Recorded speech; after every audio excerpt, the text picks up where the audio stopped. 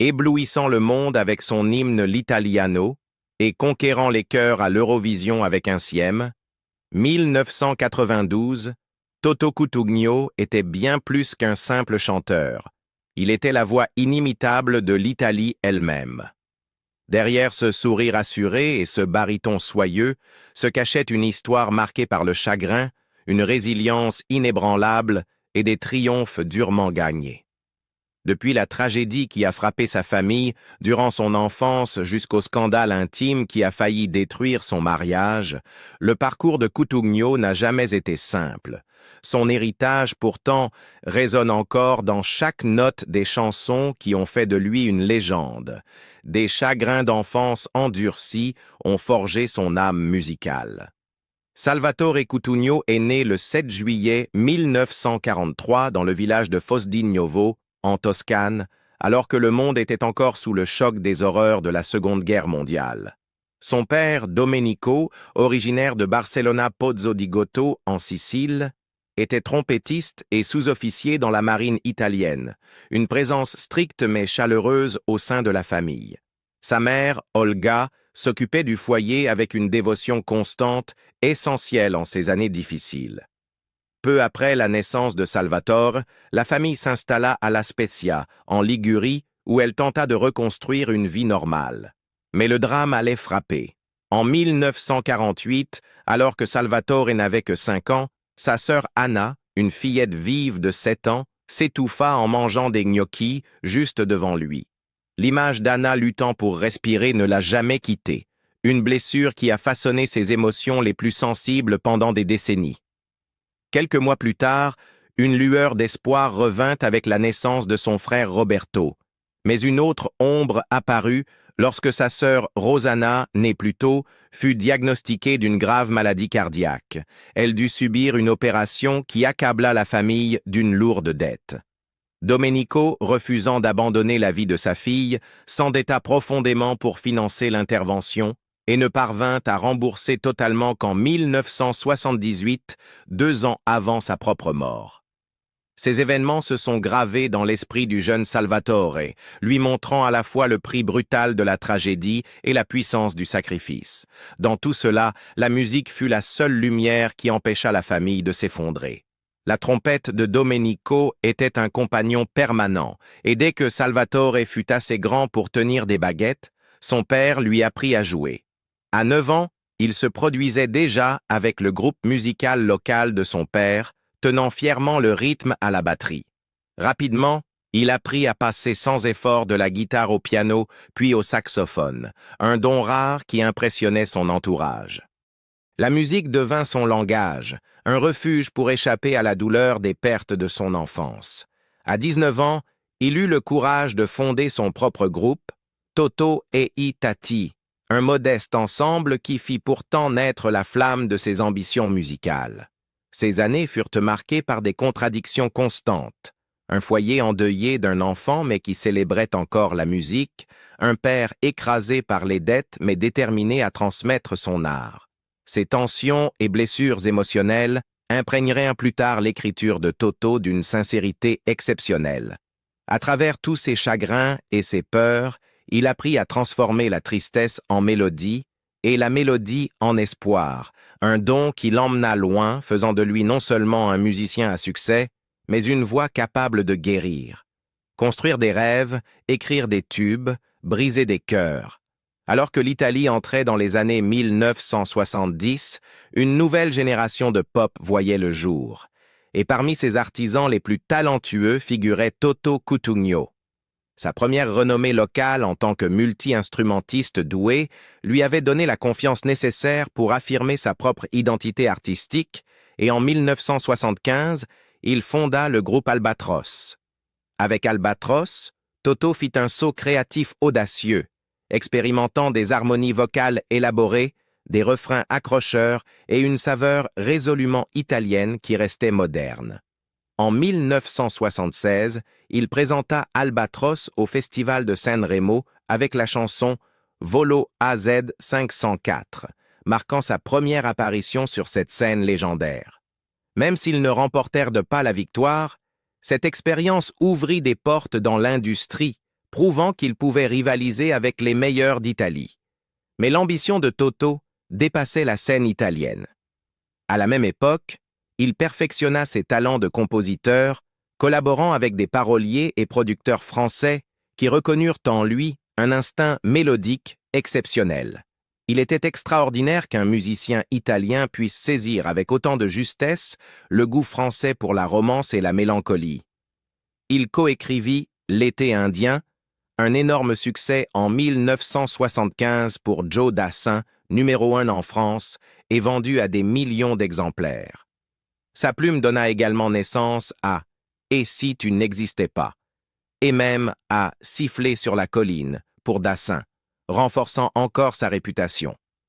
En 1978, il écrivit « En chantant » pour Michel Sardou, un hymne célébrant la joie simple de chanter, qui toucha immédiatement le public. D'autres icônes françaises firent vite appel à lui. Johnny Hallyday lui demanda « Derrière l'amour » en 1976, Dalida lui confia « Laissez-moi danser » Monday, Tuesday en 1979, et Mireille Mathieu enregistra plusieurs de ses mélodies. Même Gérard Lenormand, Claude François, Sheila et Ringo firent appel à son talent de compositeur. Cette demande constante montrait à quel point il savait mêler l'amertume de sa propre vie difficile aux thèmes universels de l'amour, du chagrin et de la résilience. En 1980, Toto revint sur le devant de la scène de Sanremo en tant qu'interprète avec Solo Noi.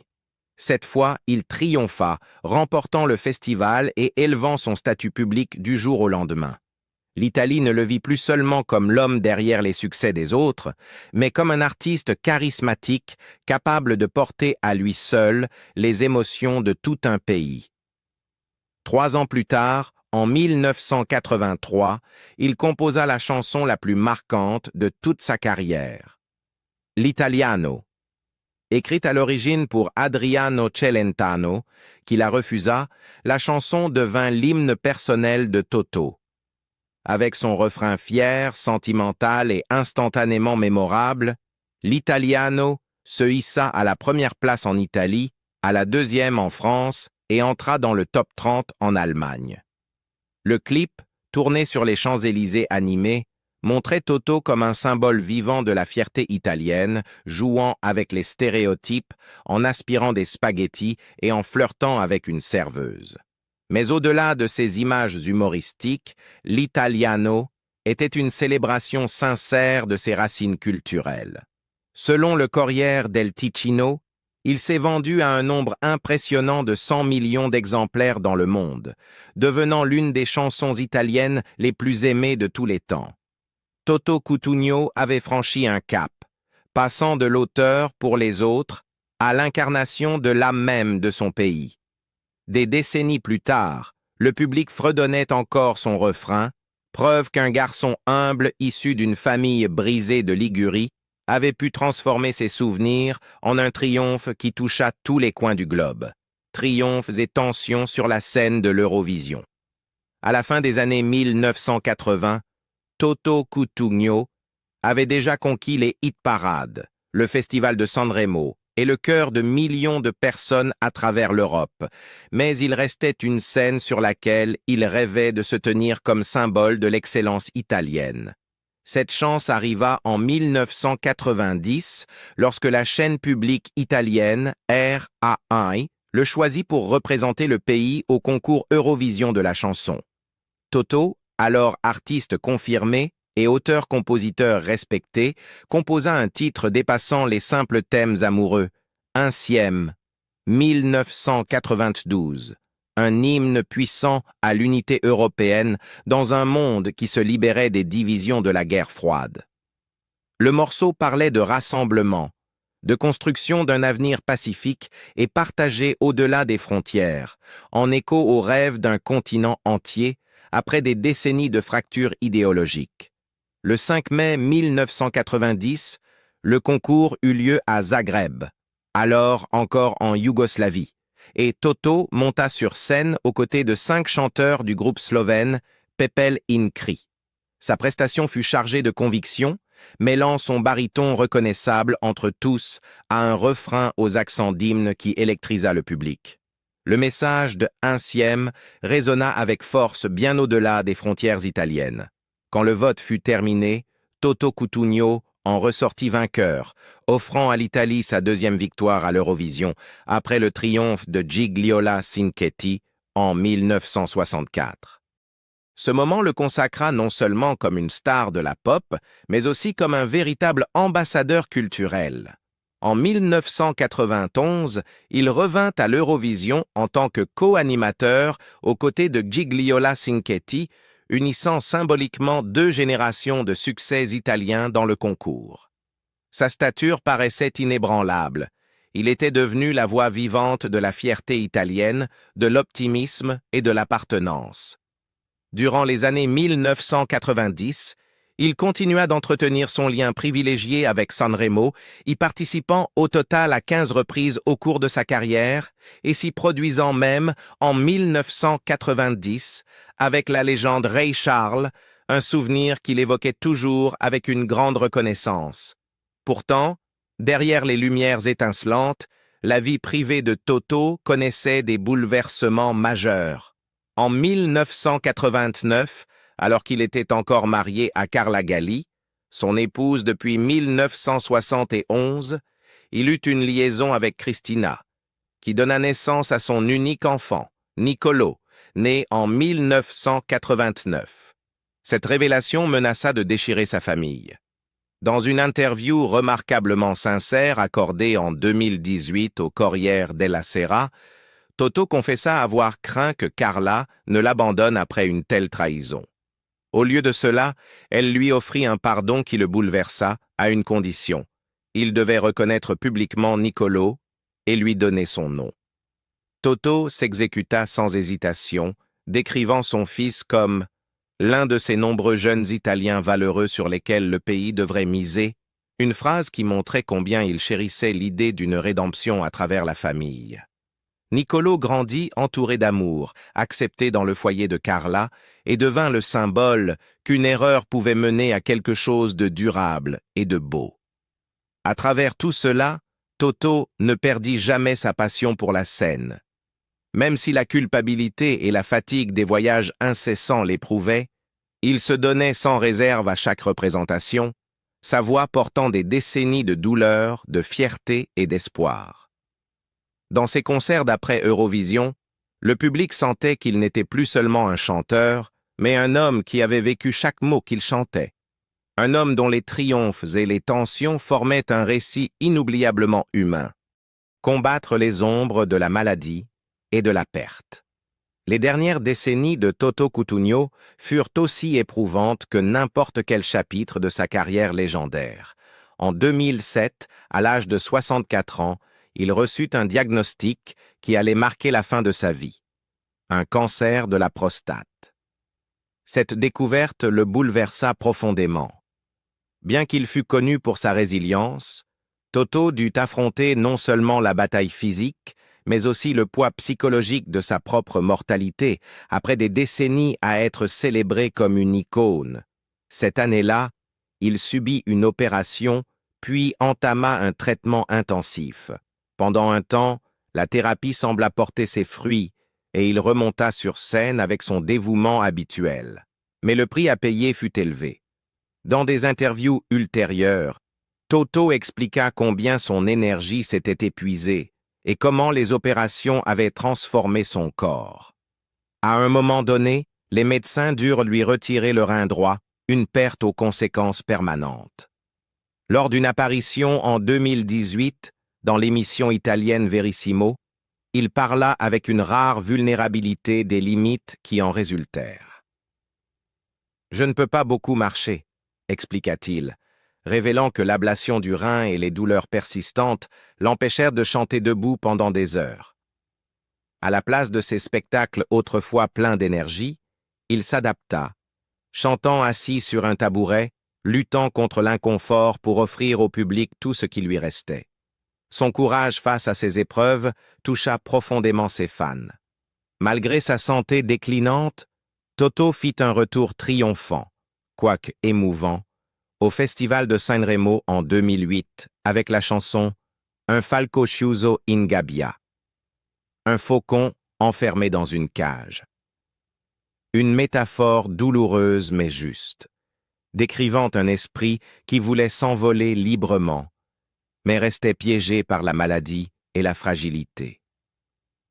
Le public comprit ce message plus profond et l'entoura d'un respect encore plus grand que pendant les années de gloire de l'Italiano.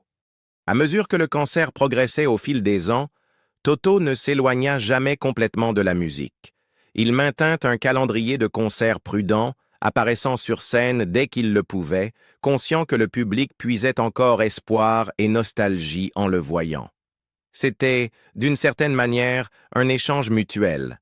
Les fans lui donnaient du courage et il leur offrait les chansons qui avaient marqué leur vie. Dans sa sphère privée, ses relations se consolidèrent et prirent encore plus de sens. Son épouse, Carla, qui lui avait pardonné des décennies plus tôt l'aventure qui avait mené à la naissance de son fils Niccolò, resta à ses côtés. Toto évoquait souvent sa gratitude de ne pas avoir été rejetée, décrivant Carla comme une femme extraordinaire qui avait accepté ses erreurs et lui avait rappelé ce que signifiait vraiment la famille. Niccolò, né en 1989, était devenu un homme adulte dans les années 2010 et leur lien père-fils s'était renforcé au fil du temps. Toto était immensément fier de Niccolò, diplômé en économie et, selon lui, représentant le meilleur de l'esprit de la jeunesse italienne. Au cours de ces dernières années, Toto trouva du réconfort dans les messages d'amour envoyés par d'autres artistes et par ses fans. Laura Pausini le qualifia de « bon et gentil », un vrai Italien, tandis qu'Umberto Tozzi publia des adieux chaleureux, montrant l'étendue de l'influence de Toto. Même l'organisation de l'Eurovision, où il avait triomphé en 1990, lui rendit hommage publiquement avec des mots de respect et de solidarité. Le combat de Toto ne fut jamais dissimulé. Il parlait ouvertement de la douleur, des opérations et de la peur, une honnêteté qui ne fit que renforcer son lien avec le public.